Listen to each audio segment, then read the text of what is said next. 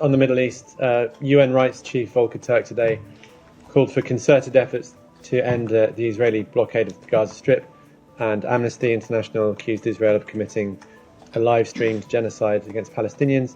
We heard President Trump on Friday acknowledge the suffering of people in Gaza and the need for aid to go in. What is the department's view of the ongoing blockade, and will the Secretary push to lift it? And I have a second question.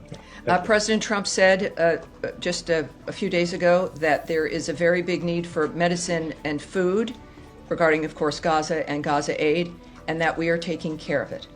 And again, within the framework of the negotiations, the actions, the efforts, as we've discussed, I think every briefing, which is appropriate.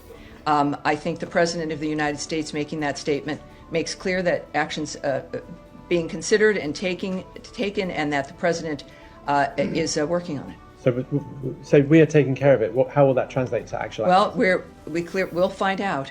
He's not a slow man. Also, the United States, of course, supports the flow of humanitarian aid with safeguards to ensure assistance is not diverted, looted, or misused by terrorist groups such as Hamas and the Palestinian Islamic Jihad.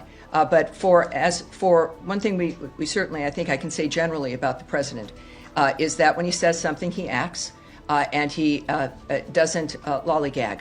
And in this particular case, with both men setting these first 100 days as the hallmark of the nature of where they've both been personally committed, Secretary Rubio and President Trump, it is on peace and ceasefires for both Ukraine and Russia, and certainly in Gaza. And his noting what he wants to accomplish in that regard. Again, there's a very big need for medicine, food, and we're taking care of it.